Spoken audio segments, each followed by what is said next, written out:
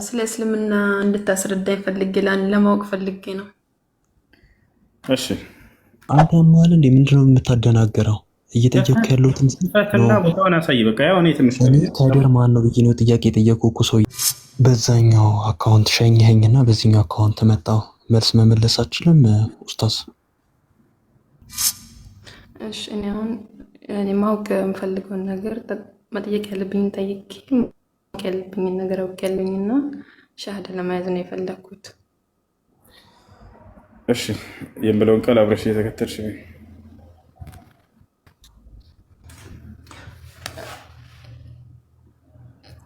እሺ ግን ይቆራረጣል። አሽሃዱ ከላይ ያለው ልጅ ይሰማሃል? አሎ ሰላም፣ እንዴት ነው? ሰላም፣ ደህና ነሽ? አለው ደህና ነህ? አለን። እሺ አለን። ስለ እስልምና እንድታስረዳኝ ፈልጌ ለማወቅ ፈልጌ ነው። እሺ እኔ ክርስቲያን ነኝ።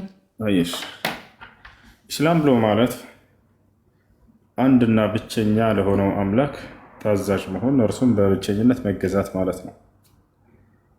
ይህ የነቢያት ሁሉ አስተምህሮ ነው። ነቢያት ሁሉ ስለ አንዱ አምላክ ሊያስተምሩ ነው የመጡት። አምላክ አንድም ሶስትም ነው ብሎ ያስተማረ ማንም ነቢይ የለም። ይህ አንድ አምላክ በብቸኝነት መመለክ እንዳለበት አስተምረዋል። ይህ አንድ አምላክ ዘላለማዊ ሕያው እንደሆነ አስተምረዋል። በሕያውነቱ ላይ ሞትነት የለበትም። አምላክ ሞተ ከተባለ በፍጹም የአምላክ አይደለም። መሞት የሰው ልጅ ባህሪ ነው፣ የፍጡር ባህሪ ነው። እዚህን አምላክ አላህ ስለ ራሱ ሲናገር ወተወከል ዐለል ሐይ አለዚ ላ የሙት ይላል። በፍጹም በማልሞተው በሆንኩት በእኔ በአምላክህ ላይ ብቻ ተመካ ይላል። ወዐለላሂ ፈተወከሉ ኢን ኩንቱም ሙእሚኒን እና እርሱ ዘለዓለማዊ ሕያው እንደሆነ ይናገራል። ሁወል ሐዩ ላ ኢላሃ ኢላሁ ይላል። እኔ ዘለዓለም ሕያው የሆንኩኝ አምላካችሁ ነኝ፣ ከእኔ በስተቀር ሌላ ማንም አምላክ የለም እያለ ይናገራል። አንድ ነው፣ በአንድነቱ ላይ ሁለትነት ሶስትነት በዚህ የለውም። እሱ ወኢላሁኩም ኢላሁን ዋሒድ ይላል። እኔ አምላካችሁ አላህ አንድ አምላክ ብቻ ነኝ ይላል። ላኢላሃ ኢላሁ ከእኔ በስተቀር ሌላ ማንም አምላክ የለም ይላል። በሌላ ቦታ ላይ አምላክ አላህ ስብሓነሁ ወተዓላ ቁል ሁወ ላሁ አሐድ ይላል። በል እርሱ አላህ አንድ ብቻ ነው ይላል። ይህ ነው። ይህን ጥያቄ መጥተው የመጽሐፉ ባለቤቶች ጠየቁ ነቢዩ ሰለላሁ ዐለይሂ ወሰለም፣ እስኪ ሙሐመድን ስለ ጌታው እንጠይቀው እስኪ ተባብለው መጡ። ያ ሙሐመድ አሏቸው፣ ሙሐመድ ሆይ ሲፍ ለና ረበክ፣ እስኪ ጌታህን ግለጽልን፣ እስኪ ጌታህን ግለጽልን፣ አሳውቀን፣ ምንድን ነው ባህሪው ብለው ጠየቁ። ከዚያ በኋላ ይሄ የቁርአን አንቀጽ ወረደ። እንግዲህ የመጡት ክርስቲያኖች እንደመሆናቸው ሊቃውንቶች ናቸው። እስኪ ሙሐመድን እንጠይቀው ስለ ጌታው ሂደን እንወቅ ብለው ራሳቸው መጡ። ሲፍ ለና ረበክ፣ ጌታህን ገለጽልን። ቁል ሁወ ላሁ አሐድ አላሁ ሶመድ ለም የሊድ ወለም ዩለድ ወለም የኩን ለሁ ኩፉወን አሐድ የሚለው ሱራ ወረደ። ምን ማለት ነው? ቁል ሁወ ላሁ አሐድ፣ ሙሐመድ ሆይ ለእነዚህ ሰዎች በላቸው እርሱ አላህ አንድ ነው በላቸዋል። ለምንድን ነው ይህን ቃል መጠቀም የፈለገው አንድ ነው የሚለውን? ምክንያቱም አንድም ሶስትም ነው ብሎ የሚያምኑ አካሎች ናቸውና ጥያቄውን የጠየቁት። አንድም ሶስትም አይደለም እርሱ አንድ ብቻ ነው በላቸዋል። አላሁ ሶመድ አለ ቀጥሎ፣ እርሱ አምላካችሁ አላህ የባሪያዎቹ ሁሉ መጠጊያና መሸሻ ነው በላቸው አለ። ሌላ መጠጊያ የሚይዙ አካሎች ስለሆኑ ነው። ቅዱስ ገብርኤል አንተ ጠብቀኝ፣ ሚካኤል ሆይ አንተ የመንገዴን አደራ ሆንልኝ፣ አንቺ ማርያም ጠብቅኝ፣ በማንም ላይ አትመኩ ነው መልእክቱ። እኔ የፍጥረታቶች ሁሉ መመኪያ ብቸኛው እኔ ብቻ ነኝ በላቸው አለ። አላሁ አሶመድ ለም የሊድ ወለም ዩለድ፣ እርሱም የአምላክ አልወለደም አልተወለደም በላቸው አለ። ለምን? የመጡት አካሎች አምላክ ወልዷል ተወልዷል የሚል እምነት ስላላቸው ማለት ነው። አምላክን አባት ነው ብለው የሚጠሩ አካል ናቸው። አብ አይደለም ኢየሱስ ክርስቶስ አባት ነው ብለው ይናገራሉ። አምላክ ደግሞ ተወልዷልን ብለው ወፊ ነፍሲል ወቅት እንዲሁ ይናገራሉ። ታቸዋል የተወለደ አምላክ ብለው ኢየሱስ ክርስቶስ ይናገራሉ። አላህ ይሄንን ነገራቸው። እኔ አልወለድኩም አልተወለድኩም፣ ይሄ የፍጡር ባህሪ ነው እንጂ የፈጣሪ ባህሪ በፍጹም እርሱ ለዘላለም ያለ የነበረ ለዘላለም የሚኖር ነው። አዲስ ማንነት ከጊዜ በኋላ የሚቀየር ባህሪ የለውም። እርሱ መለኮት ብቻ ነው። በመለኮትነቱ ላይ ሰውነት የለበትም። ከጊዜ በኋላ ሰው ሆኖ መጣ ላ አምላክ አይለዋወጥም። መጽሐፍ ቅዱስም ላይ ራሱ ብሉይ ኪዳን ላይ ምን አለ? አነ ረቡ ላ አተገየር ይላል። እኔ አምላክ ነኝ አልለዋወጥም በፍጹም አለ። በቃ ዘለዓለም መለኮት ብቻ ነው። በመለኮትነቱ ላይ አምላክ ነው ሰውም ነው ተብሎ የሚገለጽ አይደለም አምላክ። እና ምን አላቸው? አልወለደም አልተወለደም በላቸዋል። መጨረሻ ላይ ምን አለ? ወለም የኩን ለሁ ኩፍወን አሐድ፣ ለእርሱ አንድም እንኳን አቻ ቢጤ የሉትም አለ። ለምን ይሄን አለ? ለዚያ ለአንዱ አምላክ ሌላ ሁለት አካሎች አሉ የእርሱ አቻዎችና ቢጤዎች ብለው የሚያምኑ አካሎች ስለሆኑ ማን ማን ናቸው? ወልድና መንፈስ ቅዱስ ብለው የሚያምናቸው። በፍጹም ለእርሱ አቻና ቢጤ የለውም፣ ማንም አጋር የለውም። ይሄ ቁርአን ቃል ለዚህ ነው ነቢያችን ሰለላሁ ዐለይሂ ወሰለም ሱረት አልኢኽላስ ተዕዲሉ ሱሉስ አልቁርአን አሉ። ይቺ ሱረት አልኢኽላስ የቁርአንን 1/3 ትመዝናለች አሉ። ለምን? ሊአነሃ ተተከለም ዐኒላሂ ዐዘ ወጀል፣ ስለ አላህ ስለምታወራ፣ ስለ አላህ ስለምትናገር። ይህን ይመስላል። ይህ ነው የነቢያት አምላክ። እርሱ አንድ ነው፣ በአንድነቱ ላይ ሁለትነት ሶስትነት የለበትም። እርሱ ዘለዓለም ሕያው ነው፣ በሕያውነቱ ላይ ሞትነት የለበትም። እርሱ አምላክ ነው፣ በመለኮትነቱ ላይ ሰውነት የለበትም። እርሱ ጌታ ነው፣ በጌትነቱ ላይ ባርነት የለበትም። እርሱ ኃያል አሸናፊ ነው፣ በአሸናፊነቱ ላይ ተሸናፊነት የለበትም። ማንም ፍጡር መጥቶ የሚገድለው የሚሰቅለው የሚቀብረው አይደለም። እርሱ በሞትም ላይ በሰው ላይ በመላእክ ላይ በሁሉ ላይ ስልጣን ያለው ነው። ያሻውን ሁሉ የሚያደርግ የሆነ አምላክ ነው እና ይህ ነው ሀዛ ሁወል ኢስላም። ይህ ነው ኢስላም። ነቢያቶች ወደዚህ ነው የጠሩ። ሌላው ነገር ኢስላም ነቢያቶች፣ ቀደምት ነቢያት ሁሉ የሰበኩት ሃይማኖት ነው። እንዳለ ከላይ እስከታች ሙሉ ማስረጃዎችን ብታዩ ነቢያት ስማቸው የተጠቀሰው ሙስሊሞች እንደሆኑ ተገልጿል። አብርሃምን እንውሰድ። ታላቁ አብርሃም የኢስሐቅ አባት የእስማኤል አባት ማ ካነ ኢብራሂሙ የሁድያን ወላ ነስራንያን ወላኪን ካነ ሐኒፈን ሙስሊማ ወለም የኩን ሚነል ሙሽሪኪን ይላል። የሚገርማቸው አሁንም አይሁዶችና ክርስቲያኖች የመካ ካህዲያኖች በዚህ ጉዳይ ሄደው ነቢዩ ሙሐመድን ሰለላሁ ዐለይሂ ወሰለም ጠይቀው የወረደ የሆነ የቁርአን አንቀጽ ነው። ምንድን ነው የጠየቋቸው? አይሁዶችም አይ አብርሃም ከኛ ነው ይላሉ። ክርስቲያኖችም አይ አብርሃም ከኛ ነው ይላሉ። የመካ ካህዲያኖችም ምን ይላሉ? አይ አብርሃም ከኛ ነው ይላሉ። ምክንያቱም አብርሃም በዚያ ቦታ ላይ ሄዶ እስማኤልን እዚያ ቦታ ላይ አስቀምጦ እስማኤል እነዚህን አረቦች ስለወለደ ከእርሱ በኋላ ስለመጡ አብርሃም ከኛ ነው ብላ ያምናሉ። እስኪ ሙሐመድን እንጠይቀው ተባብለው ሄዱ። ወዲያው ከአላህ ስብሓነሁ ወተዓላ ዘንድ መልስ ወረደ። ማ ካነ ኢብራሂሙ የሁድያን ወላ ነስራንያን ወላኪን ካነ ሐኒፈን ሙስሊመን ወለም የኩን ሚነል ሙሽሪኪን። ያ አብርሃም አይሁድ አልነበረም አላቸው። አብርሃም ክርስቲያንም አልነበረም አላቸው። አብርሃም ልክ እንደ መካ ሰዎችም አጋሪ አልነበረም፣ በእኔ በአምላኩ ላይ የሚያጋራ አልነበረም ማለት። ታዲያ ምን ነበር? ወላኪን ካነ ሐኒፈን ሙስሊመን፣ ነገር ግን በሐቅ መንገድ ላይ ቀጥ ያለ ሙስሊም ነበር አላቸው። አያቸው። ኖህ ምን አለ ስለ ራሱ? ወኡሚርቱ አን አኩነ ሚነል ሙስሊሚን፣ እኔ ከሙስሊሞች እንደሆን ታዝዣለሁኝ አለ። ያው ነቢያት ቃል በቃል እኔ ሙስሊም ነኝ ብለው የሚናገሩበት ነው እስላም። ምናልባት መጽሐፍ ቅዱስ ላይ ከኦሪት ዘፍጥረት እስከ ራዕይ ድረስ ብትሄዱ አንድ ነቢይ እኔ ክርስቲያን ነኝ ያለ በፍጹም ልታመጣ ትችሉ የለም። አንድ ነቢይ አንድ እኔ ክርስቲያን ነኝ ያለ የለም። ወይንም ልክ እንደ አብርሃም ሙስሊም ነበር ተብሎ እንደተቀመጠው በቁርአን ላይ የትኛውም የመጽሐፍ ቅዱስ ክፍል ላይ አንድ ነቢይ ተነስቶ አከሌ ነቢይ ክርስቲያን ነበር የሚል የለም። ማን ቦታ ላይ ነቢያቶች ካልሰበኩት፣ ነቢያቶች ይህን ነገር ያኖሩበት ከሆነ፣ ሌላው ነገር ደግሞ ከዚህ በላይ አምላክ ራሱ በነቢያት በኩል አልተናገረውም። ክርስቲያን ሆኑ ብሎ ያዘዘበት አንድ ቦታ የለም። ወፍ አምላክ ዘንድ እውቅና ከሌለው ቆም ብላችሁ አስቡ። ነቢያት ካልሰበኩት ይሄን ነገር፣ ነቢያቶች ይሄ እምነታቸው ነበር ተብሎ ካልተገለጸ እንዴት ነው ነገ ከአምላክ ፊት በምትቆም ጊዜ በድፍረት ይሄን እምነት እዚህ እምነት ላይ ነበርኩ ብለህ ልትናገር የምትችለው? እኛ ሲው ቃል በቃል አምላክ አላህ አደራ ሙስሊሞች ሁኑ ብሎ ሲያዘን እናያለን። ወላ ተሞቱና ኢላ ወአንቱ ሙስሊሙን አለ። አደራ ሙስሊሞች ሁናችሁ እንጂ እንዳትሞቱ ይለናል ቃል በቃል። ወረዲቱ ለኩሙል ኢስላመ ዲና ይላል።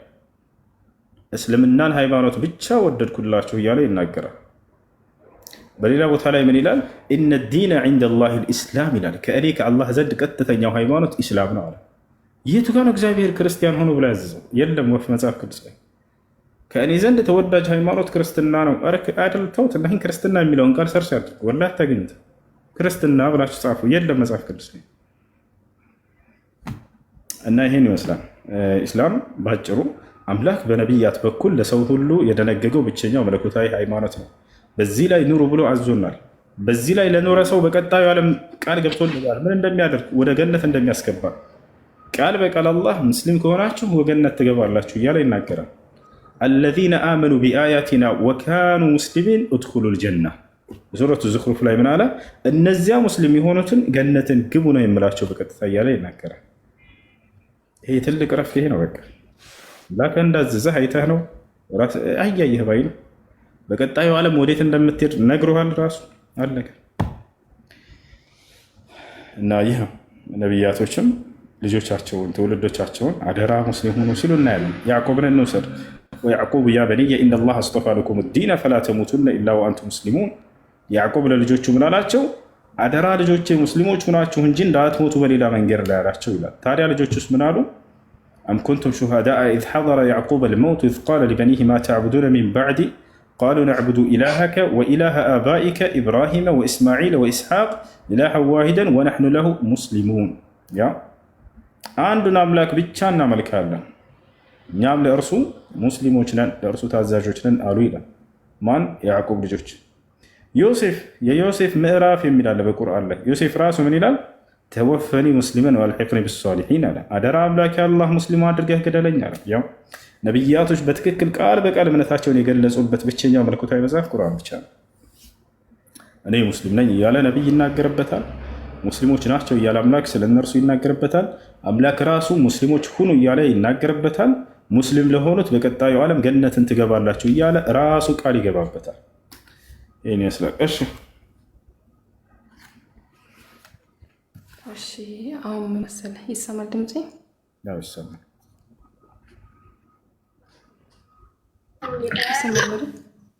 ይሰማል። እሺ እኔ አሁን ማወቅ የምፈልገውን ነገር መጠየቅ ያለብኝን ጠይቄ ማወቅ ያለብኝን ነገር አውቄያለሁኝና ሻሃዳ ለመያዝ ነው የፈለግኩት። እሺ የምለውን ቃል አብረሽ እየተከተልሽ ነው።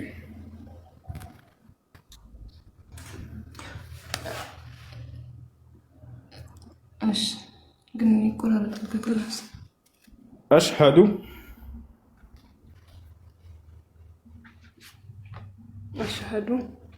አላህ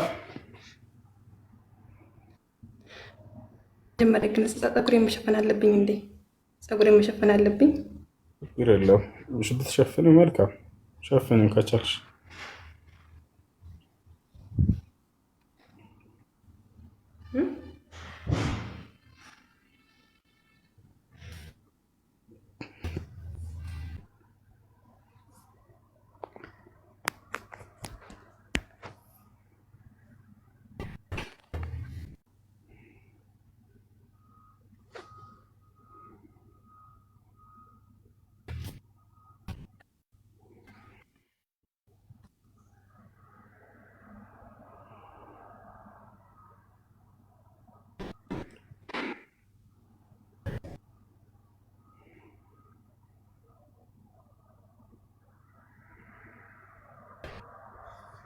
ይሰማል ልጆች?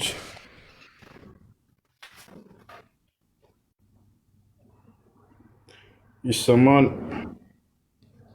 አዎ ይሰማል። እስከዛ አንድ ጥያቄ አለችኝ ልጠይቅ። እሺ አለሽ? ቆይ ካለሽ ትጨርሰና እሷ ትቀጥላላችሁ። እሺ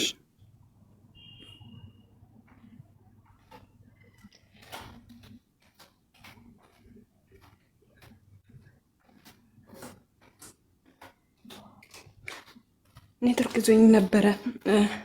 ፀጉሬን መሸፈን ይኖርብኛል አሁን ላይ? እሺ ችግር የለም። ሻሃዳ ያዥና ከዚያ በኋላ ምን ማድረግ እንዳለበሽ እነግርሻለሁ። ኦኬ። አሽሃዱ አላ ኢላሃ ኢለላህ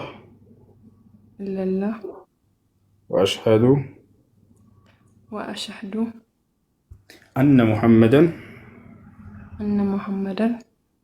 ረሱሉላህ።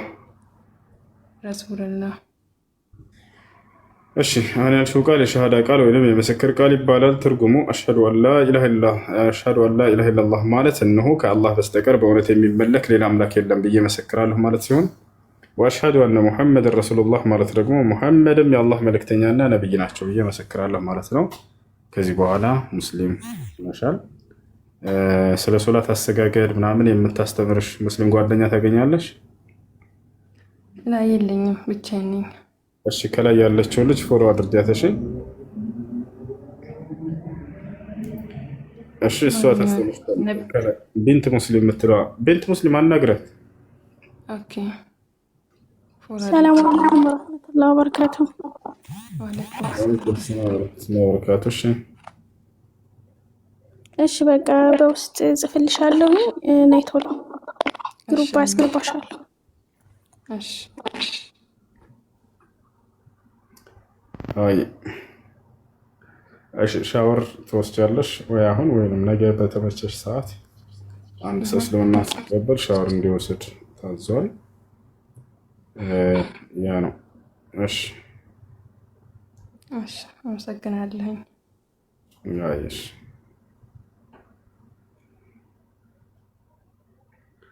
እሺ ጥያቄ ያላችሁ ልጆች ቀጥሉ። አንተም በያት ፎሎ አድርጊያትና በውስጥ አውሩ።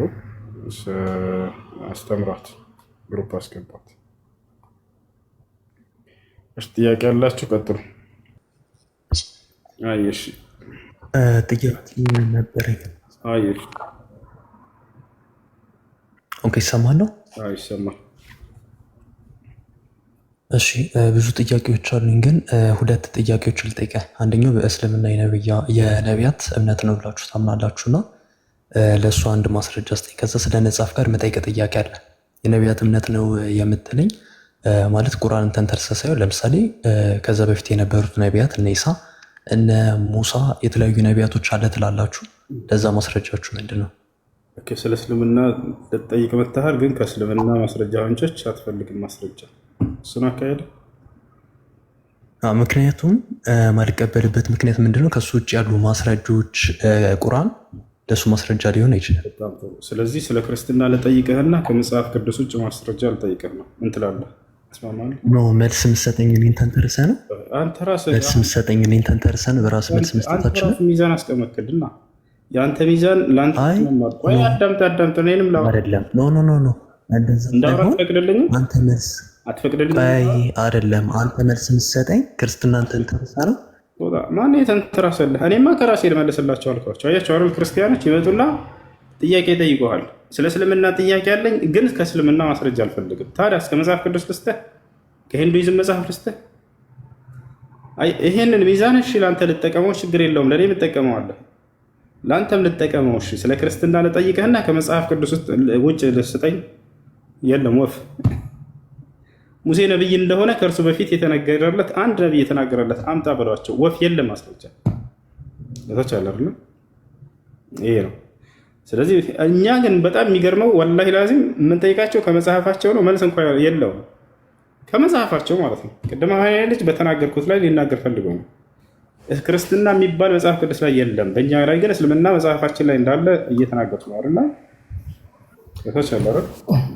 ይሄ ነገር ያለው ወአለይኩም ሰላም ወራህመቱላሂ ወበረካቱ። እስልምና ላይ የጠየቃችሁት ሁሉ መልስ እንዳለ ስለምታውቁ ከእስልምና መጽሐፍ አንፈልግም ትላላችሁ። ኢስላም ለጥያቄዎቻችሁ ሁሉ መልስ እንዳለ ስለምታውቁ ለማንኛውም ገብታችሁ ጠይቁሽ። ጥያቄ ያለው ሰው ስለ እስልምና ማንኛውም ሰው ጠይቅ ይችላል። አይ እኛ ስለ ክርስትና ጠይቀናችሁ በራሳችሁ መጽሐፍ እኮ ነው የምንጠይቃችሁ። የለም ለምሳሌ ኢየሱስ ክርስቶስን አምላክ ታደርጋላችሁ። ኢየሱስ ክርስቶስ ግን አምላክ ነኝ ብሎ የተናገረበት ቦታ የለም። ስላሴ ትሉናላችሁ። ስላሴ የሚላለው ወይ መጽሐፍ ቅዱስ ላይ የለም። ሌላ ቦታ እንጠይቃችሁም ከሌላ መጽሐፍ ከዛው ከራሱ መጽሐፍ የሌለው ነገር እኮ ነው እምነታችሁ እንዳለ መሰረቱ። አድሚኖች ካላችሁ አስገባችሁ። ኦኬ በዛኛው አካውንት ሸኝኸኝና በዚህኛው አካውንት መጣው መልስ መመለስ አችልም ኡስታዝ? ጥያቄህን አቅርብ፣ ከዚያ ሚውት አድርግ። ኦኬ ችግር የለውም ጠይቃለኝ፣ ሚውት አደርጋለሁ። በሱራ 18 በ18ኛው ሱራ ከቁጥር 60 እስከ 82 ላይ አንዲት ቃልን እናገኛለን። አንዲት ታሪክን የከድርና የሙሴን ታሪክ እናገኛለን። ቃልን እናገኛለን። አንድ ጥያቄ ከድርና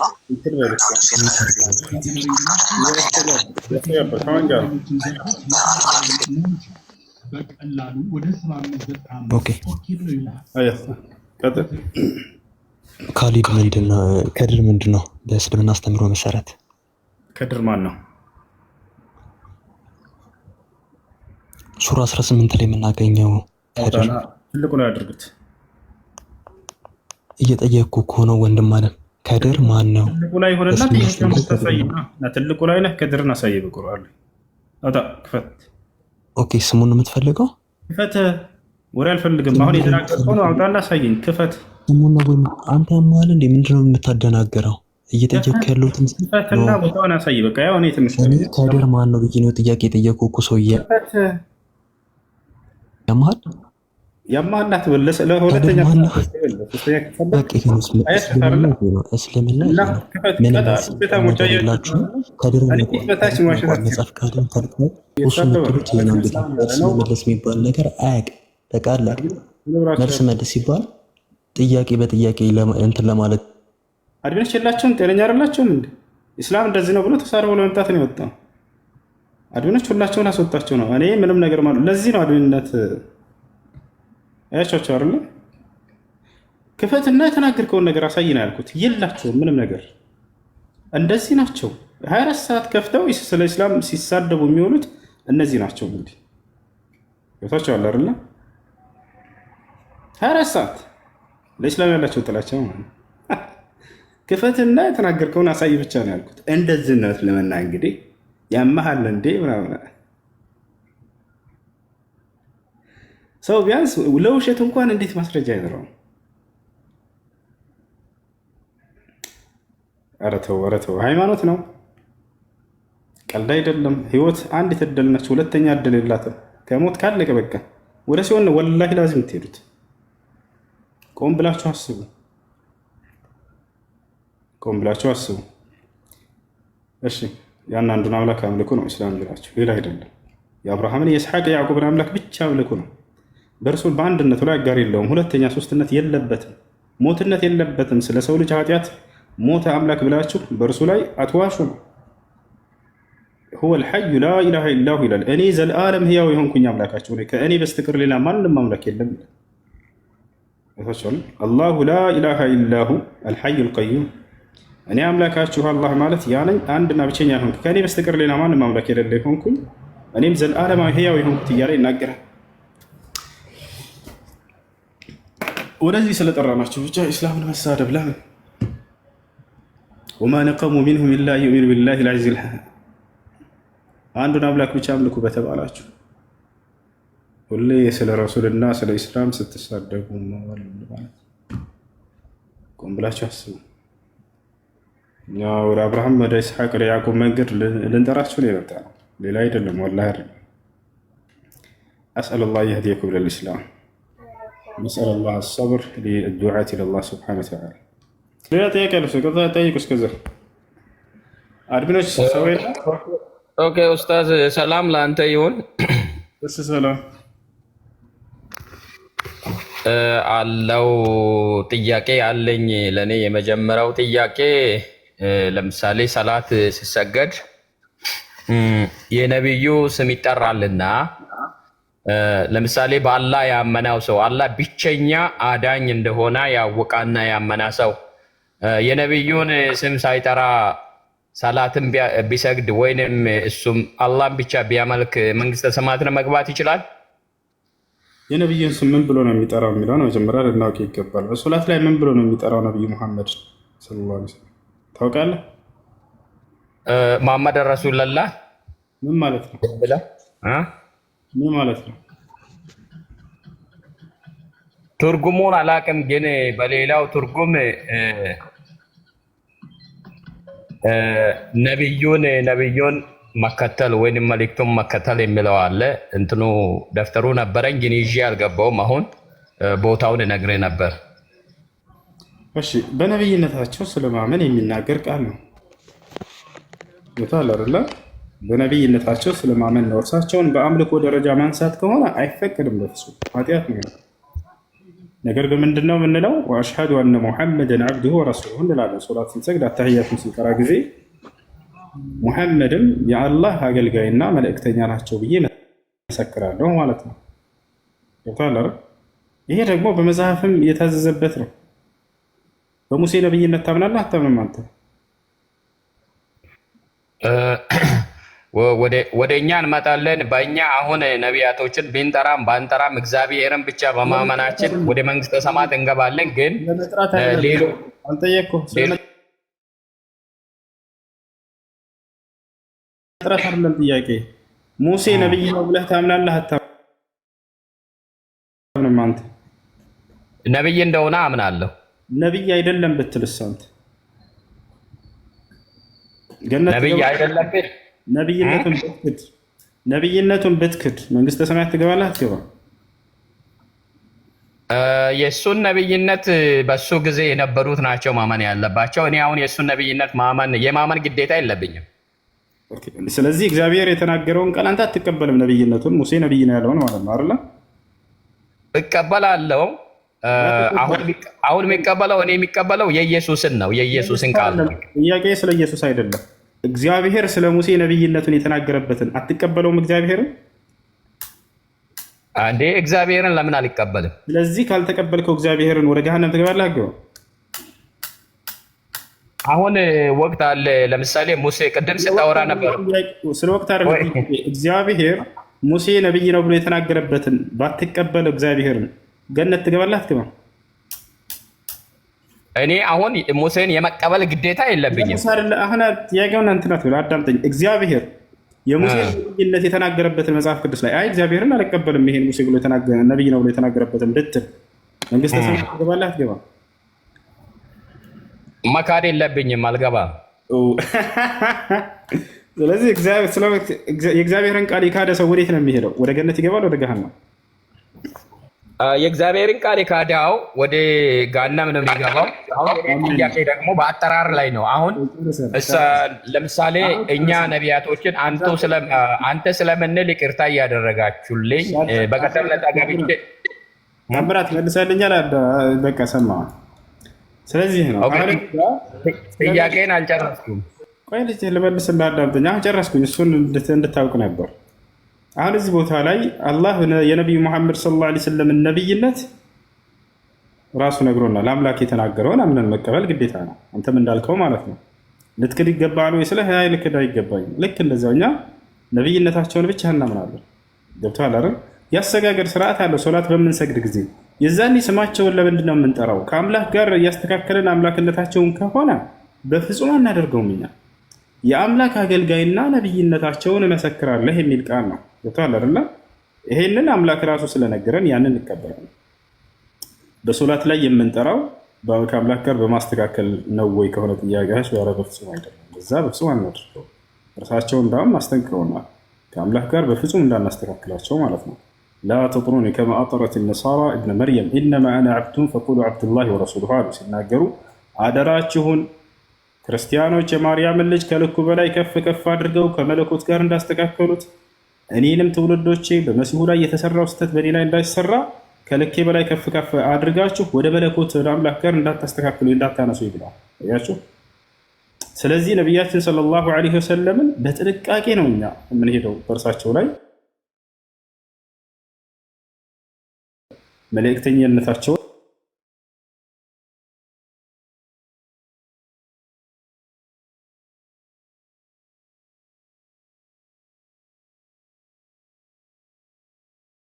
ብለን እሺ መልካም ነው መልሰልኛል። እኔ እንደዚህ አይነት መልሶችን ነው የፈለግኩትና እኔ ስጠይቅ እኔንም በጥያቄ እንትን ስትለኝ ይጠፋብኛልና አንተ ብቻ መልስልኝ። ሌላ ደግሞ አሁንም እንደተናገርከው ኢየሱስ ክርስቶስ እኛ መጽሐፍ ቅዱስ የሚያስተምረን ከሁሉ የበለጠ እንደሆነ ያስተምረናልና ወደ አንተ ሊመጣ አይደለም። ግን እዛ ጋር አንድ ጥያቄ ሊጠይቄ ነው። ለምሳሌ ኢየሱስ ክርስቶስ ጻድቅ እንደሆነ ታምናላችሁ፣ የእግዚአብሔር ልጅ መሆኑን ባታምኑም ኢየሱስ ክርስቶስ ኃጢአት የሌለበት እንደሆነ እናምናለንና በኢየሱስ ያመነ ሰው ወደ ገሃነም ይገባል ብለህ ታምናለህ? እሱ ጋር ማብራሪያ ስጠኝ። ኢየሱስ ክርስቶስን እንደ አምላክ አድርጎ ያመነ ሰው አዎ እርሱ ወደ ገሃነም ነው የሚገባው። ራሱ መሲሁ ሲናገር ምን አለ? ወኢነ አላህ ረቢ ወረብኩም ፈዕቡዱህ ይላል። የእኔም የእናንተም አምላክ እርሱ አላህ ብቻ ነው፣ እርሱን በብቸኝነት ተገዙት። ሀዛ ሲራጡ ሙስተቂም አላቸው። ይህ ነው ቀጥተኛው መንገድ አላቸው። በሌላ ቦታ ላይ መሲሁ ራሱ ሲናገር ምን ይላል? ወቃለ ልመሲሑ ያ በኒ እስራኤል አዕቡዱ ላህ ረቢ ወረበኩም ኢነሁ መን የሽሪክ ቢላህ ፈቀድ ሐረመ ላሁ ዐለይሂ ልጀነተ ወመእዋሁ ናር ወማ ሊዛሊሚነ ሚን አንሳር። ይህ የመሲሁ ትምህርት ነው። መሲሁ ራሱ ሲናገር ወቃለ ልመሲሑ ይላል። ክርስቶስን አለ እያለ አላህ ይነግረናል። መሲህ መሆኑን እናምናለን። ያው መሲሁም አለ እያለ ይነግረናል አላህ ሱብሓነሁ። አንዳንዴ ዒሳ ይላል፣ አንዳንዴ መሲሁ ይላል። መሲሁም እንዲህ አለ ይላል። ምን አለ? ያ በኒ እስራኤል አለ መሲሁ፣ የእናንተ የእስራኤል ልጆች ሆይ ዕቡዱላህ ረቢ ወረበኩም፣ የእኔንም የእናንተንም ጌታ የሆነውን አላህን ተገዙ አለ። ከዚያ በኋላ ማን ወደ ገነት ማን ወደ ገሃነም እንደሚሄድ በአጭር ቃል መሲሁ ተናገረ። ምን አለ? ኢነሁ መን የሽሪክ ቢላህ ፈቀድ ሐረመ ላሁ ዐለይሂ ልጀና አላቸው ለእስራኤል ሰዎች። እነሆ በአላህ ላይ ሌላን አካል ያጋራ ሰው፣ ሌላን አካል ያመለከ ሰው አላህ ገነትን በዚህ ሰው ላይ እርም አድርጎበታል አለ። ታዲያ ወዴት ነው የሚሄደው? ወመእዋሁ ናር፣ መመለሻው ገሃነም እሳት ነች። እጥር ምጥን አድርጎ መሲሁ አስተምሮቱንና የሰዎች መጨረሻ ፍጻሜያቸው ወዴት እንደሚሆን ተናገረ። ይህ ነው ወቃለ ልመሲሑ ያ በኒ እስራኤል ዕቡዱላህ ረቢ ወረበኩም፣ የእኔንም የእናንተንም ጌታ የሆነውን አላህን በብቸኝነት ተገዙ ካለ በኋላ በአላህ ላይ ሌላ አካል የተገዛ ሰው ግን ወደ ገሃነም ነው የሚሄደው አላቸው። ገነትን በፍጹም አይገባትም ብሎ ተናገረ። ይሄ ነው። እሺ ኦኬ፣ መልካም ነው ኡስታዝ። እስኪ እቺን ቦታ እንድታብራራልኝ ይፈልጋለሁ። ይሄንን እኛ ኢየሱስ ክርስቶስ የተናገረው ቃል ነው ብለን እናምናለን እና ሼር አድርጌልሃለሁ። አሁን በዚህ ውስጥ ሄደ መሰለኝ። እሺ እስኪ ዮሐንስ ወንጌል ምዕራፍ 14 ቁጥር 6 ላይ ያለውን እንዴት ትፈታልኛለህ? መጽሐፍ ቅዱስን ስለምታነበው። ኢየሱስም እኔ መንገድና እውነት ሕይወትም ነኝ፣ በእኔ በቀር ወደ አብ የሚመጣ ማንም የለም አለ። አዎ እሱን እስኪ አሁን ኢየሱስ የተናገረው ውሸት ይሆናል? እሺ አዳምጠኝ። ኢየሱስ ክርስቶስ በተላከበት ዘመን በተላከላቸው ትውልዶች ለእስራኤል ልጆች የእውነት መንገድ ነበር ወይ? አዎ የእውነት መንገድ ነበር።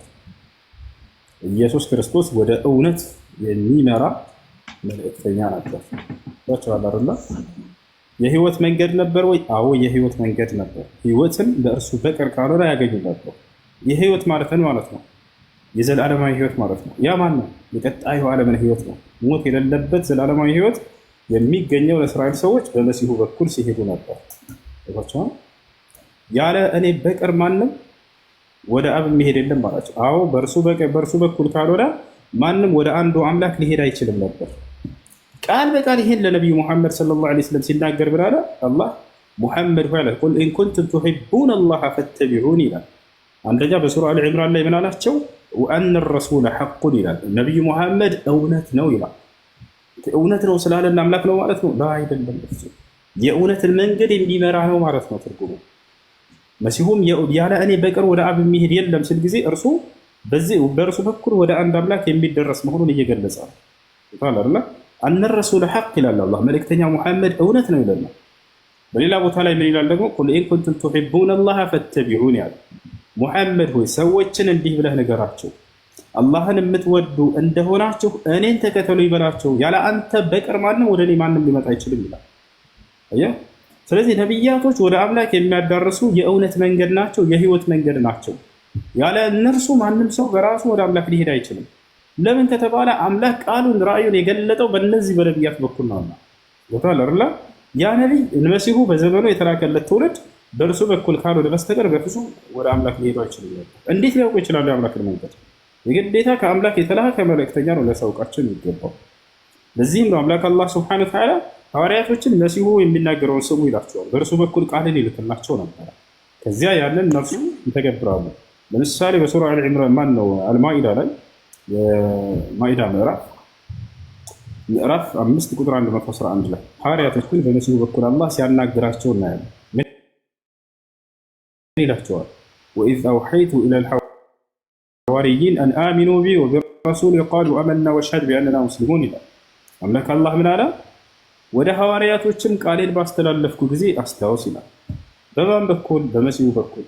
ምን የሚል ቃል? አን አሚኑ ቢ ወቢረሱሊ፣ በእኔ እመኑ በላኩላችሁም መልእክተኛ እመኑ አላቸው። ታምራት ኢየሱስ ክርስቶስ ምን አለ? በእኔ እመኑ፣ በእግዚአብሔርም እመኑ፣ በእኔ እመኑ ብሏል አይደለ? ያውና ቃል በእኔ እመኑ አላቸው አምላክ አላህ፣ በመልእክተኛዬም እመኑ አላቸው ቃል በቃል። ከዚያ ሐዋርያቶች ምን አሉ? ቃሉ አመና፣ እነሆ አምነናል አሉ። ወሽሀድ ቢአንና ሙስሊሙን አሉ፣ በዚህም ይሄን በማመናችን ምክንያት ሙስሊሞች መሆናችንን መስክርልን አሉ። የሙስሊምነታቸው ማስመስከሪያ ቃል ይሄ ሸሃዳ ቃል ነበር። በአንዱ አምላክ ያምናሉ፣ በተላከላቸው መልእክተኛ እንደ መልእክተኛነቱ ያምናሉ። ሐዋርያቶች ሌላ ቦታ ላይ ምን ይላሉ? ፈለማ አሐሰ ዒሳ ሚንሁም ልኩፍረ ቃለ መን አንሳሪ ኢለላህ ቃለ ልሐዋርዩነ ነሕኑ አንሳሩላህ አመና ቢላሂ ወሽሀድ ቢአንና ሙስሊሙን ረበና አመና ቢማ አንዘልተ ወተበዕና ረሱለ ፈክቱብና መዓ ሻሂዲን ይላል።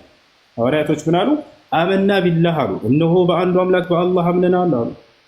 ወተበዕና ረሱል አሉ፣ መልእክተኛውንም ተከትለናል አሉ። እያርላ በአንዱ አምላክ በአላህ አምነናል፣ እንዲሁም መልእክተኛውንም ተከትለናል አሉ። መሲሁ እርሱን የሚከተሉ ነበሩ። እርሱን ካልተከተሉ በቀር ወደ አንዱ አምላክ መድረስ አይችሉም።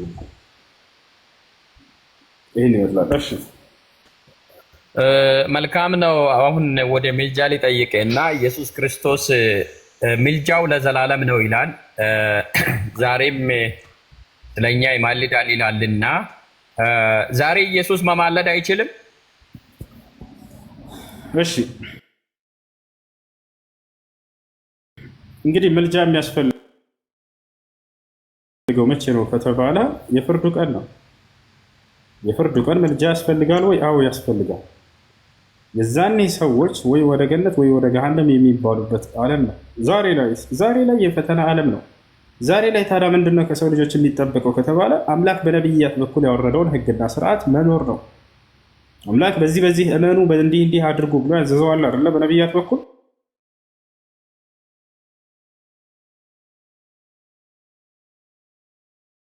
ያን እንሰራለን። በቀጣዩ ዓለምስ የዛኔ ስራ የለም። ሰዎች እንደየስራቸው የሚመነዱበት ዓለም ነው። ታዲያ የዛኔ አማኝ የሆነ ሰው ኃጢአቱ በጣም በዝቶበት ከሆነ አማላጅ ያስፈልገዋል አይደለ? የዛኔ ያማልዳሉ ነብያት። መሲሁ ያማልዳሉ የዛኔ ከተባለ ቅድም ስናገር ነበር፣ ማንኛውም ነብይ ለየትውልዱ የማማለድን እድል ይሰጣል። መሲሁ ያማልዳሉ? አዎ ያማልዳል። ነገ የትንሣኤ ቀን ከትውልዱ ዒሳ ዓለይሂ ሰላም ኃጢአት የበዛባቸው ሰዎች ካሉ ለእነዚያ ያማልድላቸዋል። አምላክ ያላህ ሆይ እነዚህ ኃጢአት የበዛባቸውን ትውልዶችን እባክህ ይቅር በልላቸው ብሎ ያማልዳል። ቃል በቃል በቁርአን ላይ ላሳይ ይችላል። ምን ይላል መሲሁ? ኢን ቱዐዚብሁም ፈኢነሁም ዒባዱክ፣ ብትቀጣቸው ያንተ ባሪያዎች ናቸው ትችላለህ አምላኬ ይላል። ወኢን ተግፊር ለሁም ፈኢነከ አንተል ዐዚዙል ሐኪም፣ ብትምርላቸው ደግሞ አንተ አሸናፊና ጥበበኛ የሆንክ አምላክ ነህና እባክህ ማርላቸው እያለ እንደሚለምንላቸው ተቀምጧል። ይባል አይደል? ያ ነው። ስለዚህ ሁሉም ነቢያት ስለ ትውልዱ የዛኔ ይለምኑላቸዋል። አብርሃም ስለ ትውልዱ፣ ሙሴ ስለ ህዝብ ትውልዱ፣ ነቢ ሰለላሁ ዐለይሂ ወሰለም ስለ ትውልዳቸው አምላክ ያላኮ ይባክህን እነዚህን ኃጢአታቸው የበዛባቸውን ይቅር በልላቸው፣ አትቅጣቸው፣ ወደ ሲኦል አታስገባቸው ብለው ይማጸላቸዋል፣ ይለምኑላቸዋል። መልካም ነው። እንደዛ ከሆነ እናንተ ቃማ ቀን የምትሉትን እኛ በትንሣኤ ቀን ነው የምንለው እና ኢየሱስ ክርስቶስ አማላጃችን ከሆነ በሱም ደግሞ በመልእክቱም ካመንነው መንግስተ ሰማያትን መግባት እንችላለን። እሺ እንግዲህ ኢየሱስ ክርስቶስ አስተምህሮቱ ምንድነው የሚለውን እንምጣ። አንተ ኢየሱስ ክርስቶስን እሱ ባዘዘበት መልኩ አላመንከውም። ኢየሱስ ክርስቶስ ስለ አምላኩ ሊያስተምር ነው የመጣው። ምናልባት ቁርአንን አንብበህ ከሆነ ስለ አምላኩ እንድናምን ብዙ ቦታ ላይ ያስተምራል። መጽሐፍ ቅዱስን ላይ ምናልባት ዮሐንስ ወንጌል ምዕራፍ 20 ቁጥር 17 ላይ ወደ አምላኬ ወደ አምላካችሁ አድርጋለሁ ይላል። ኤፌሶን ምዕራፍ 1 ቁጥር 3 ላይ የኢየሱስ ክርስቶስ አምላክ ይባረክ ይላል። ኤፌሶን ምዕራፍ 1 ቁጥር 17 ላይ የኢየሱስ ክርስቶስ አምላክ ይባረክ ይላል። አምላክ ካለው ምን ያደርግ ነበር ክርስቶስ? ምንስ አስተምሯል ከተባለ ያን አምላኩን ይገዛ ነበር፣ ለአምላኩ ይሰግድ ነበር፣ ይጸልይ ነበር፣ ይጾም ነበር፣ ይመሰግነው ነበር፣ ይለምነው ነበር። ሁሉ የአምልኮ ስርዓቶችን ለዚያ ለአንዱ አምላክ ይሰራ ነበር፣ ይሰግደውላ ነበር። ዮሐንስ ወንጌል ምዕራፍ 4 ቁጥር 21 ላይ እኛስ ለምናውቀው እንሰግዳለን እያለ ይናገራል። እንሰግዳለን ቃል በቃል እና ልክ እንደ እርሱ ባለው መንገድ የእርሱን መንገድ የተከተለ ሰው በዘመኑ የዛኔ አንድ አምላክን በብቸኝነት አላህን የተገዛ መሲሁን እንደ መልእክተኛ የተቀበለ ሰው እርሱ ይሄ ሰው የዘላለማዊ ሕይወትን ያገኛል። እንዴት ሰዎች የዘላለማዊ ሕይወት እንደሚያገኙ እዛው ላይ አስተምሯል። ዮሐንስ ወንጌል ምዕራፍ 17 ቁጥር 3 ላይ ምን ይላል? ኢየሱስ ክርስቶስ ወደ ሰማይ ቀጥ ብሎ አባት ሆይ አንድና ብቸኛ እውነተኛ አምላክ አንተ እንዲሁም የላከውንም ኢየሱስ ክርስቶስን ያውቁ ዘንድ ይህች ነች የዘላለማዊ ሕይወት አለ። ምንድነች የዘላለማዊ ሕይወት? አንዱን አምላክ አንድና ብቸኛ እውነተኛ አምላክ ነው ብሎ በማመንና ክርስቶስ ደግሞ ወይም መሲሁ ኢየሱስ የእርሱ መልእክተኛ ነው ብሎ በማመን እንደሚገኝ ተናግሯል። የአብ ወልድ መንፈስ ቅዱስ አንድ አምላክ ብሎ ያመነ መንግስተ ሰማያትን ወይም ዘላለማዊ ሕይወትን ያገኛል የሚል የለም። ይሄ ነው። እንደዚህ በዚህ መንገድ ላይ ከሆንክ አንተ እሱም የዘላለማዊ ሕይወትን አታገኝም። በክርስቶስ ንግግር መሰረት የዘላለማዊ ሕይወት የሚገኘው አንዱን አምላክ በብቸኝነት በማምለክና ክርስቶስን እንደ መልእክተኛ በመቀበል ይሄን ይመስላል። ኦኬ መልካም ነው። አይ እኔ የሚያምነውን አምኛለሁ ለማወቅ አይል ነው እየጠየቅኩ ያለሁትና ለምሳሌ ኢየሱስ ክርስቶስ በዮሐንስ ወንጌል ምዕራፍ 5 ላይ ሕይወት ሰጪ እንደሆነ ይናገራል። ታዲያ በሕይወት ሰጪነቱ ደግሞ በቆሎሳስ ላይ ደግሞ ሁሉ በእርሱ እንደሆነ ለእርሱም እንደሆነ ይናገራልና በዚህ ሁሉ ሙሉ ስልጣን እንዳለው በሰማይና በምድርም ሙሉ ስልጣን እንዳለው ይናገራልና ታዲያ ይሄ ከሆነ ኢየሱስ የእግዚአብሔር ልጅ አምላክ ነው ብለን በማመን ስህተት አለ? እንደገና መጀመሪያው ምንድን ነው? ኢየሱስ ክርስቶስ ሕይወትን ይሰጣል የሚል ነው። አንደኛ ኢየሱስ ክርስቶስ ሕይወት ሲባል እዚያ ቦታ ላይ የሰው ልጆች የሚኖሩባትን ሕይወት አስበው ከሆነ እሱ አይደለም። ኢየሱስ ክርስቶስ ሕይወት ማለት ምን ማለት እንደሆነ ተናግሯል። የዘላለማዊ ሕይወትን ለማለት ፈልጎ ነው። ገብቶሃል አይደለ? ኢየሱስ ክርስቶስ የዘላለማዊ ሕይወትን ይሰጣል ወይ? አዎ፣ ይህንን ስልጣን እንዲሰጥ ተሰጥቷል። ገብቶሃል አይደል? ዮሐንስ ወንጌል ምዕራፍ 17 ከቁጥር 2 ላይ ስታነብ ጊዜ በሰጠኸውም ሰዎች ላይ የዘላለማዊ ሕይወትን እንዲሰጥም ስልጣን እንደሰጠኸኝ እያለ ይናገራል አይደል? የዘላለማዊ ሕይወትን እንዲሰጥ ስልጣን ተሰጥቷል። ምንድነው የዘላለማዊ ሕይወት ከተባለ ቀደም እንደተናገርኩ እውቀት ነው። ስለምን እውቀት? አምላክ አንድና ብቸኛ እውነተኛ ነው ብሎ ማወቅና ክርስቶስ የእርሱ መልእክተኛ ነው ብሎ ማወቅ። ይሄን ካወቀ ሰውየው ይሄንን ያስተምር ዘንድ ስልጣን ተሰጥቷል ኢየሱስ ክርስቶስ። ይሄንን አውቀው ካመኑ እነዚህ ሰዎች ደግሞ የዘላለማዊ ሕይወትን ያገኛሉ ማለት ነው። አየህ፣ ዮሐንስ ወንጌል ምዕራፍ 17 ቁጥር 3 ላይ ኢየሱስ ክርስቶስ ወደ ሰማይ ቀጥ ብሎ አምላክ ሆይ አንድና ብቸኛ እውነተኛ የሆንክ አምላክ አንተን እንዲሁም የላከውን ኢየሱስ ክርስቶስን ያውቁ ዘንድ ይህች ነች የዘላለማዊ ሕይወት አለ። ይህችን የዘላለማዊ ሕይወት ማለት እንግዲህ ስለ አንዱ አምላክና ስለ ክርስቶስ መልእክተኛነት ማወቅ ይሄ ነው የዘላለማዊ ሕይወት። በዚህ ነው የሚያስገኘው። ይሄንን ይሰጥ ዘንድ ስልጣን ሰጠኸው አለ። ይሄ ማንኛውም ነቢይ ያለው ስልጣን ነው። እኔ ያለኝ ይሄ ስልጣን አንድን ሰው ስለ አንዱ አምላክ አስተምረዋለሁኝ፣ ለመልእክተኛው ነቢይነት አስተምረዋለሁኝ። ይሄን ሲያምን ጊዜ ዘላለማዊ ሕይወትን ያገኛል። በቀጣዩ አለ ማንኛውም አማኝ የሆነ አካል ይሄ ስልጣን አለ። አዲስ ነገር አይደለም። ሌላው ኢየሱስ ክርስቶስ ሕይወትን ተሰጥቶ ነው ለራሱ። ያ ማለት የሚኖርበትን ሕይወት ተሰጥቶ ነው። ኢየሱስ ክርስቶስ አብ በራሱ ሕይወት እንዳለው ሁሉ ልክ እንዲሁ ደግሞ ወልድም ሕይወት ይኖረው ዘንድ ሰጠው ይላል። ተቀብሎ ነው ሕይወትን ተሰጥቶ ነው። ሰጠው ሲል ጊዜ ሰጭ አለ፣ ተሰጭ አለ፣ የተሰጠው ነገር አለ። ሰጩ ማን ነው? አብ እንደሆነ ገልጿል። የተሰጠው ማን ነው? ኢየሱስ እንደሆነ ተገልጿል። ምንድን ነው የሰጠው ብለን ስናል ሕይወትን ተሰጥቶ ነው። ሌላው ስልጣን አለው እንዲህ ለማድረግ ምናምን ያልከው ስልጣኑ ሁሉ እንዳለ ተሰጥቶ ነው። መለኮታዊ ባህሪ ደግሞ የሚሰጥ ነገር አይደለም፣ ባህሪ ነው ከአምላክ። ኢየሱስ ክርስቶስ ስልጣንን መሰጠቱ በራሱ ትልቅ ፍጡር መሆኑን የሚያሳይ ማስረጃ ነው። ፍጡር ስለሆነ ነው እና ስልጣን የተሰጠው። ፈጣሪ ስልጣን ይሰጣል ወይ? ታምራት ፈጣሪ ስልጣን በፍጹም አይሰጥም። አምላክ ስልጣን ይሰጣል? በፍጹም አይሰጥም። እንዳውም ስልጣን መሰጠቱ ፍጡር መሆኑን ትልቅ ማስረጃ ነው። አምላክ አይሰጥም እና ይሄ ባህሪ በባህሪው ስላለው አምላክ አብ ስልጣን ይሰጣል ብዬ ብጠይቅ አይሰጥም ነው የምትለው። ኢየሱስ ክርስቶስ ይሰጣል በደንብ ተደርጎ ስልጣን ተሰጥቶ ነው የሚያሳየው ፍጡር መሆኑ ነው። ስለዚህ ይህ ሁሉ ተውና አንዱን አምላክ የአብርሃም የይስሐቅን የያዕቆብን አምላክ በብቸኝነት አምልኮ ነው እኛ ምንላችሁ፣ ሌላ አይደለም። መሲሁን ካዱ አይደለም። መሲሁን እንደ መልእክተኛ አምናችሁ መቀበል ነው። ቦታች አላሉ። እኛ በጣም ከምናምንባቸው ከምናከብራቸው ነቢያቶች መካከል መሲሁን አንደኛ። አላህ በቁርአን ላይ ወጂሃን ፊ ዱንያ ወልአኺራ ይለዋል። በቅርቢቱም ዓለም በቀጣዩም ዓለም ባለሟል ይሆናል። ወሚነል ሙቀረቢን ከእኔ ዘንድ ቅርብ ደረጃ ካላቸው መልእክተኞቼ መካከል ነው ብሎ መሲሁን ይገልጸዋል። ኢን ሁወ ኢላ ዐብዱን አንዐምና ዐለይሂ ወጀዐልናሁ መሰለን ሊበኒ እስራኤል ይላል አላህ። መሲሁ ማለት ጸጋዬን ከዋልኩባቸው መልእክተኞቼ መካከል ነው አለ አምላክ አላህ። ለእስራኤል ሰዎችም ተምሳሌት አርአያ አድርጌው ነበር እያለ ይናገርለታል። ወረሱለን ኢላ በኒ እስራኤል ይለለታል አላህ። ወደ እስራኤል ልጆች የላኩት መልእክተኛ ነው እያለ ይገልጸዋል። ወዩዐልሙሁ ልኪታብ ወልሕክመተ ወተውራት ወልኢንጂል ይላል። መጽሐፍን አስተምረዋለሁ፣ ጥበብን አስተምረዋለሁ፣ ተውራትንም አስተምረዋለሁ፣ ኢንጅልንም አስተምረዋለሁ እያለ ይገልጽበታል። የእውቀት ባለቤት ነበር መሲሁ፣ የጥበብ ባለቤት ነበር መሲሁ። ያለፉትን መጽሐፎች ሁሉ አላህ በጭንቅላቱ ላይ አስቀምጦለታል፣ ያውቀው ነበር።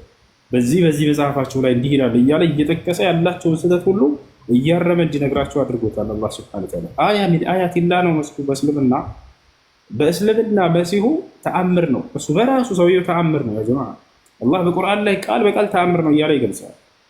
ወለቲ አሕሰነት ፈርጀሃ ፈነፈኽና ፊሃ ሚን ሩሒና ወጀዐልናሃ ወብነሃ አየተን ሊልዓለሚን እናቱንና እርሱን ተአምር አደረኳቸው ለዓለም ይላል። ተአምርነቱ ከምን አንጻር ነው? ማንም ወንድ ሳይገናኛት መሲሁን ወልዳለች ማርያም አይደለ? ያለ አባት የተወለደው ብቸኛው ሰው በመባል ተአምር ነው ከኛ ዘንድ። እርሷም ራሷ ተአምር ናት። ለምን? ማንም ወንድ ሳይገናኛት የወለደች ብቸኛ ዓለማችን ሴት መርየም ዓለይሃ ሰላም። ስለ መርየምም ኢስላም ያስተምራል። መርየምን ካዱ አይደለም። ወደ እስልምና ስትመጡ ጊዜ መርየምን የሚገባትን ቦታ፣ ዒሳን የሚገባውን ቦታ ስጡ ነው፣ ሌላ አይደለም። እርሱን ወደ መለኮት ከፍ አታድርጉ። እንደ አይሁዲዎችም አትካዱት። አይሁዲዎች መሲሁን ክደዋል አይደለም? እንደነሱ እንድትሆኑ አይደለም። ልክ እናንተም ወደ መለኮት ከፍ እንዳደረጋችሁት እንደዛም አይደለም። መካከል የሚገባውን ቦታ አስቀምጡ ነው። በዚህ ነው ነቢ ሰለላሁ ዐለይሂ ወሰለም ይህን የነቢያት መንገድ በመሲሁ ላይ የተሰራው ስህተት ሊያርሙና ሊያስተምሩት አልከው። አህለል ኪታብ ቀድ ጃአኩም ረሱሉና ዩበይኑ ለኩም ከሲረን፣ እናንተ የመጽሐፉ ባለቤቶች ሆይ እነሆ መልእክተኛ የመጡላችኋል ሙሐመድ ብዙ እውነታ ሊገልጽላቸው ዘንድ እያለ ላቸው። ከዚያ መካከል የመሲሁን ጉዳይ ሊያስተካክላቸው ነበር። እሺ ስለ መርየም ምን ብሏል ኢስላም? አንደኛ መርየምን አላህ ሱብሓነሁ ወተዓላ ከዓለማት የተመረጠች ሴት ብሎ ገልጿል። ኢነላህ አስጠፋኪ ወጠሃረኪ ወስጠፋኪ ዐላ ኒሳኢል ዓለሚን፣ ከዓለማት ሴቶች ሁሉ ከአምላክ ዘንድ የተመረጠች ጻድቅ ሴት ነች። አላህ ቃል በቃል በቁርአን ላይ ወኡሙሁ ስዲቀቱን ይላል፣ እናቱም ጻድቅ ነች፣ እውነተኛ ሴት ነች ብሎ አላህ መስክሮላታል። ወካነት ሚነል ቃኒቲን ይላታል፣ በእኔ ትእዛዝ ላይ ቀጥ ካሉት ነበረች ብሎ ገልጿታል። ንጹህ ተብላ ተገልጻለች። ኢነላህ አስጠፋኪ ወጠሃረኪ፣ ንጽሕት ወይም ንጹህ ተብላ ተገልጻለች በቁርአን ላይ ቃል በቃል። ነቢዩ ሙሐመድ ሰለላሁ ዐለይሂ ወሰለም ስለ ማርያም ምን ብለዋል? ሁለቱን ልንገራችሁ። ነቢያችን ሰለላሁ ዐለይሂ ወሰለም ስለ ማርያም ምን አሉ? ከሙለ ሚነ ሪጃሊ ከሲር ወለም የክሙል ሚነ ኒሳኢ ኢላ አርበዐ፣ ከወንዶች ምልኡነትን የተጎናጸፉ በርካቶች አሉ፣ ጽድቅናን የተጎናጸፉ ከሴቶችም እንደዚያው አሉና ከነዚያም መካከል መርየም ነች ብለው ተናገሩ።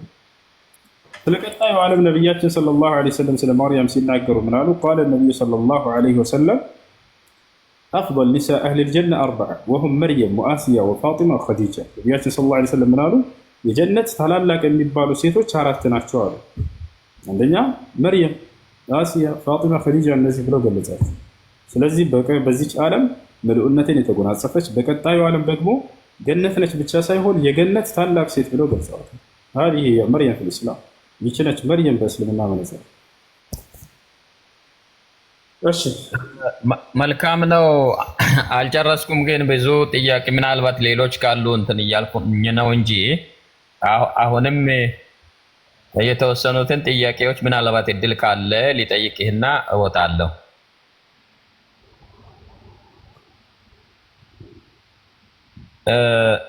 ኢየሱስ ሙስሊም ነው ብለህ ታምናለህ? አዎ በደንብ። ኦኬ አዎ ካልክ መልካም ነው። በእስልምና ሃይማኖት ጥምቀት ይቻላል መጠመቅ? የውሃ ጥምቀት? አዎ የውሃ ጥምቀት የሚባል የለም። አላህ ሱብሓነሁ እንደዛ ከሆነ ኢየሱስ ክርስቶስ መጠመቁን መጽሐፍ ቅዱስ ይናገራልና አይቃረንም ያ ቦታ? እሺ አሁን እንደ እስልምና እንደ ክርስትና አድርገዋል። እሺ ችግር የለውም መልሰለሁ። ኢየሱስ ክርስቶስ ተጠምቋል ብለህ ነው የምታምነው? አዎ ተጠምቋል። እሺ በጣም ጥሩ። በሚጠመቅ ጊዜ በዮርዳኖስ ወንዝ ላይ ኢየሱስ እየተጠመቀ ዮሐንስ እየጠመቀው መንፈስ ቅዱስ በእርግብ አምሳል መጥቶ ነበር ብለህ ታምናለህ አይደል? አዎ። ከሰማይ ደግሞ አብ የምወደው አንድ ልጄ ይህ ነው እርሱ የሚለውን ስሙት ብሎ ተናግሯል ብለህ ታምናለህ አይደል? በጣም ጥሩ። የአብ ድምፅ ይሰማል አይሰማም? እንደ መጽሐፍ ቅዱስ አስተምሮ ይሰማል። እንደማይሰማ ማስረጃ ብሰጠት? የአብ ድምፅ እንደማይሰማ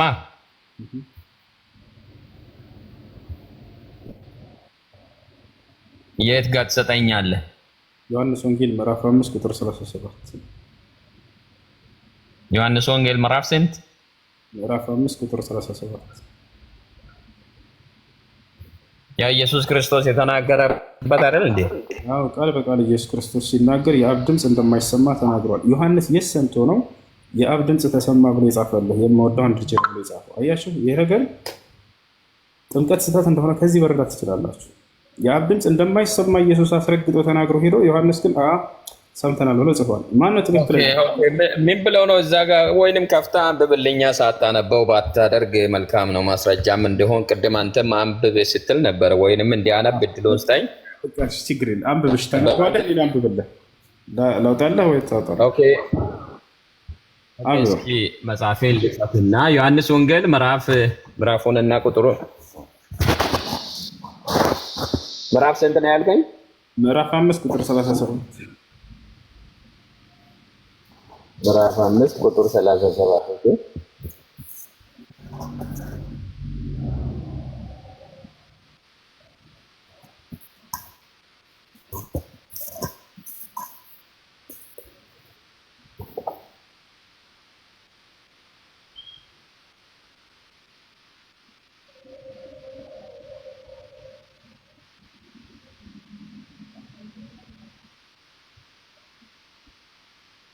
ኦኬ አብ የሚሰጠው ሁሉ ወደ እኔ ይመጣል፣ ወደ እኔ የሚመጣውም ወደ ውጭ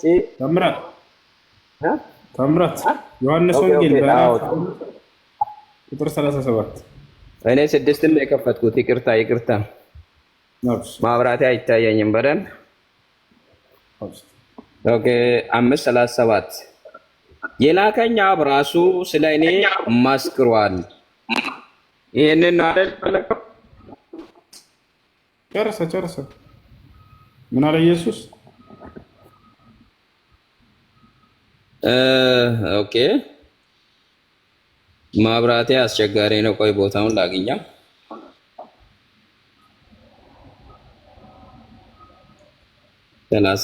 37 ኦኬ የላከኝ አብ ራሱ ስለ እኔ መስክሯል። እናንተ ከቶ ድምፄን ነው የሚለው፣ ድምፄን አልሰማችሁትም።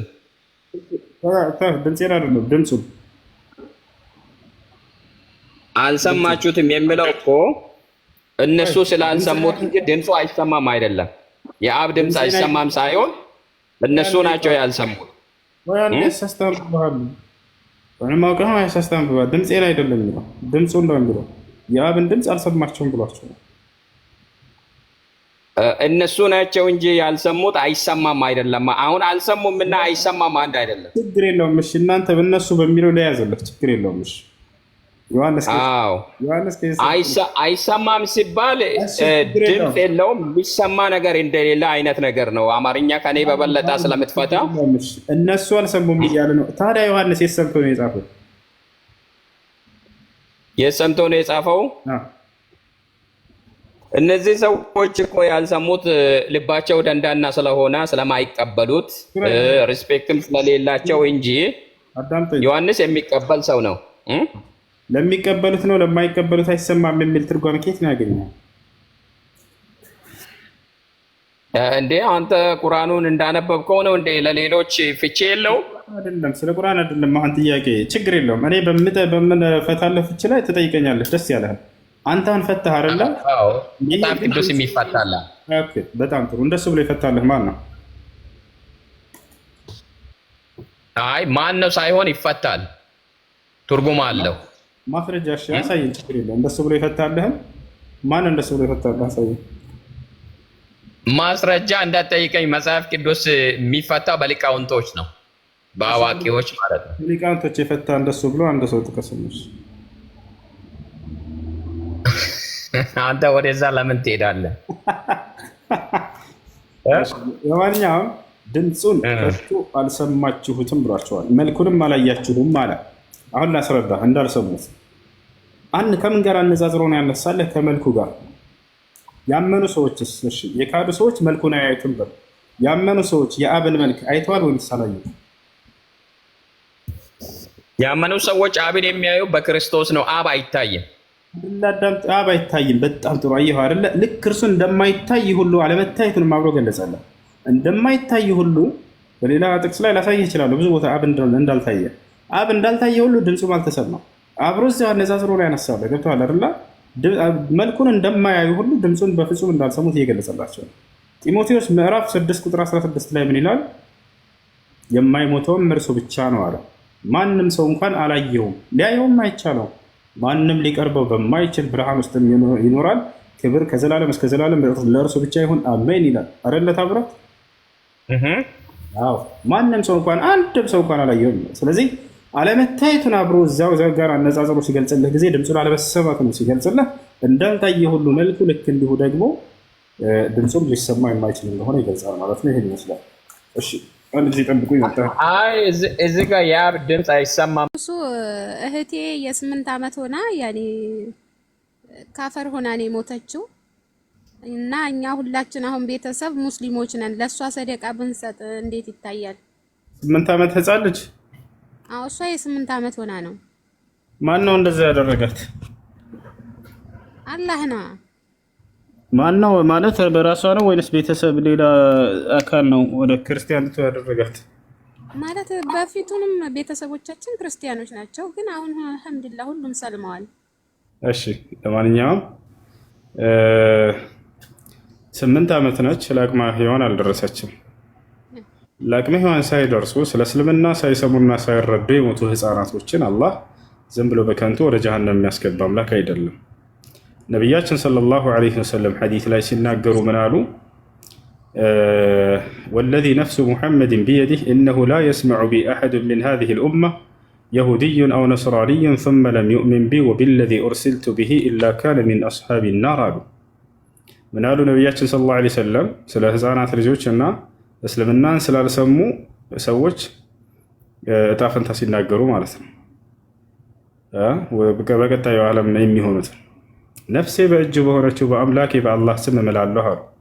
እኔ ከተላኩለት ትውልድ እስከ ዓለም ፍጻሜ ድረስ የሚገኝ ማንኛውም አይሁድ፣ ማንኛውም ክርስቲያን፣ ማንኛውም የሌላ እምነት ተከታይ ሊሆን ይችላል የእኔን ነብይነት ሰምቶ ልብ በሉ የተላኩበትንም የነብያትን መንገድ እስልምናን ሰምቶ ያልተቀበለ በጌታ ስም እምላለሁ የእሳት ነው አሉ።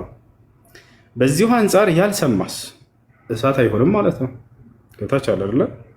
ይህ ነው ያልሰማ ሰው ወደ እሳት አይሄድም። አንድ የክርስቲያን ህፃን ልጅ ምንም የሚያውቀው ነገር የለም፣ ስለ እስልምና አልሰማ፣ አልተነገረውም። ስለዚህ ይህን ልጅ አላህ ሱብሓነሁ ወተዓላ በወላጆቹ ክርስቲያን ናቸውና ብሎ ይቀጣዋል? ላ ይቀጣው። ይሄ ነው። ልክ እንዲሁ በገጠር ዓለም ላይ ያሉ ሰዎች ስለ እስልምና ያልሰሙ በፍጹም፣ ነገር ግን እነዚያ ሰዎች በእምነታቸው ላይ ክርስቲያን የሚሆን አይሁድ በሌላም እምነት ላይ ሞቱ። አላህ ወደ ጀሃነም ያስገባቸዋል ወይ? ላ እስልምናን እስካልሰሙ ድረስ መጥቶ ያስረዳቸው ሰው እስከሌለ ድረስ ስለ እስልምናም ስለ ነብዩ ሰለላሁ ዐለይሂ ወሰለም እስካልሰሙ ድረስ እነዚህ ሰዎች አላህ ሱብሓነሁ ወተዓላ ዝም ብሎ በከንቱ አይቀጣቸውም። አላህ ራሱ በቁርአን ላይ ሲናገረው ይላል ወማ ኩና ሙዐዚቢነ ሐታ ነብዐሰ ረሱላ ይላል። እኔ ነብይ ሳልክ የምቀጣ አይደለሁም ማለት ነብይ ልኮ የዚያ ነብይ አስተምሮ ደርሶት አልቀበልም ያለን ሰው ነው አላህ ሱብሓነሁ ወተዓላ የሚቀጣው ማለት ነው። ወታቸው አለ አይደለ? ይህ ነው። እሺ